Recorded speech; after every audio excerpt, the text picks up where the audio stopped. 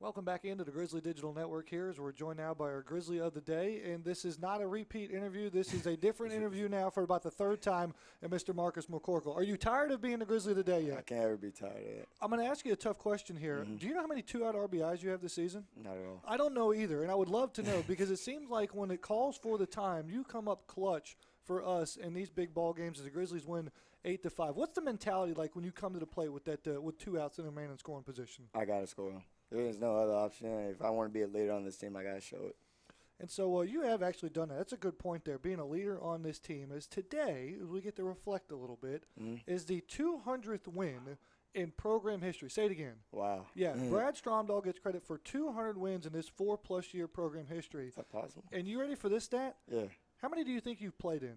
I played in? Of the 200 wins, how many of them do you think you played in? 60.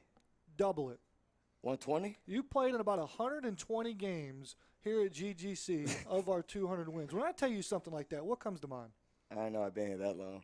I didn't think I've been here that long. At 120? Crazy. Shoot. So a day that the Grizzlies get to reflect and rejoice. I saw Coach Stromdahl got the Gatorade treatment as well. Who was responsible for that down there? I think that was Yuski. Yeah. I think that was my Yuski.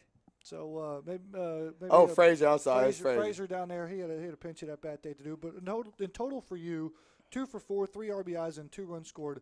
And I think talk to me about the momentum of this game because Tennessee Wesleyan strikes first with 4 runs in the third. Yeah. How important was it for you guys to get back on the board in the bottom half of that inning? We had to because they didn't necessarily earn those runs. We kind of made a couple errors, and then we left the ball up that got hit out. But we had to come back each and every time they score. We can't ever put a 0 up after they put up a couple runs.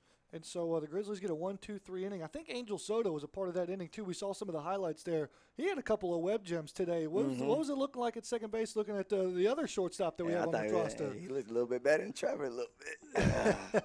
So Soto getting some love there at shortstop. And then, again, the Grizzlies come up down a run in the 7th. They give up a run in the top half, and they get a big rally in the 7th. What does that do for the dugout and turning things around when you give up runs and then get them right back? Man, you can see it because our dugout lit, theirs is dead. And when we see them dead, we got to go in for the kill. And so the Grizzlies do indeed go in for the kill. Final score here, 8-5 as they take down Tennessee Wesleyan, this big NAI top 5 matchup. Yeah. Marcus, you are welcome back anytime, man, as long as you keep coming through like you are right now. And you said you had a whole season's worth of shout-outs. I guess we're going to get to them all right here. Of course, the first one's my parents. They couldn't be here today, but shout-out to them. And my next shout-out actually doesn't even go to them. It's going to go to Stromdahl and the coaching staff because what they done, y'all don't understand how far back this team was in the beginning of the fall. We lost a lot of people, and we just kept moving forward, and now we're here.